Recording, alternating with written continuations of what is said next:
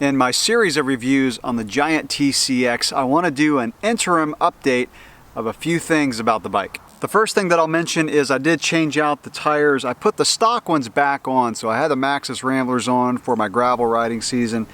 I thought I was going to have a cross race this weekend, but it ended up getting canceled because of the storm, so this weekend's race did not happen.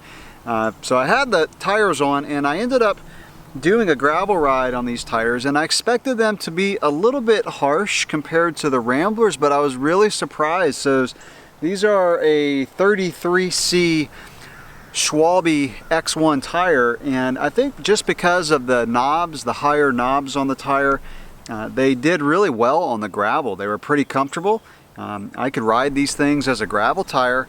I like them too because they're probably better on trails. I haven't ridden them yet on trails, but they did great on gravel, and they did not have that much rolling resistance. So a tire that has a lot of rolling resistance is pretty noisy on the road, and there was not a lot of road noise. So this is a good tire. I mean, it's got some really good transition knobs, some really good shoulder knobs. And like I said, if you get this bike and you don't want to go through the hassle of putting on the bigger tire, the Maxxis Ramblers, for example, you can ride these tires for gravel, and the good thing is you don't have to change them out for cross. Now, speaking of hassle, oh my gosh, Giant, some of their rims. So this is the last year, the 2017 Trance, the carbon rims were awful to get the tires off. That's why I like Stan's rims and other tubeless rims, because they're easier to get the tires off. These Giant rims, I literally had blood coming out between my fingernail and my finger from pushing so hard to try to get these tires off the rim. I mean, the good thing is they're locked on. You don't have to worry at all about burping one of these tires, but they are so difficult to get off.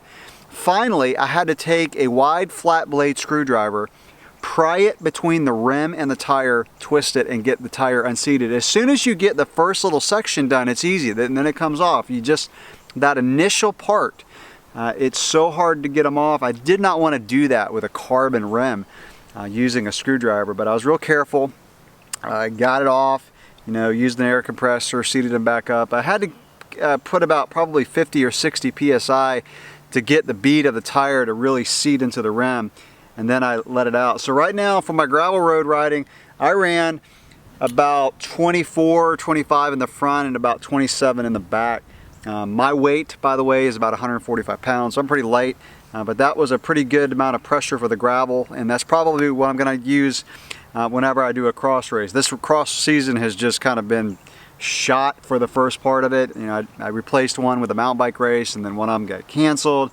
I'm going to be out of town next weekend in Colorado, which I'm not complaining about that, by the way, but I'm going to miss the next cross race. So literally, like, my first cross race isn't going to be until I think it's like November, so it's kind of crazy. And I mentioned this when I talked about how does a cross bike do as a gravel bike. I just want to mention one more time, the comfort level of this Giant carbon is so good.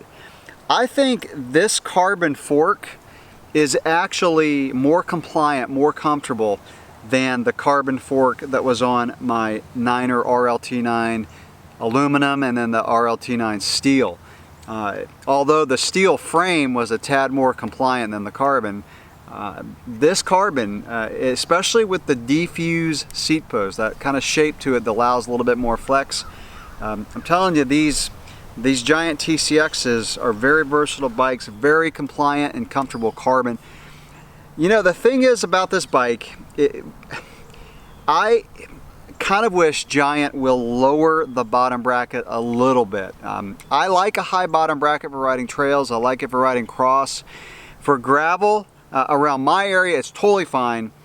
But to make it a little bit more versatile for riding gravel roads in mountainous terrain, if the bottom bracket were a little bit lower. So there's other companies that make bottom brackets lower, like the Specialized Crux. That's got a bottom bracket drop of around, I want to say it's around 70. The bottom bracket drop on this one's 60. So that's how far it drops below the axles, the front and rear axle. So this bike is designed by European guys who race cross. It's obviously what they like.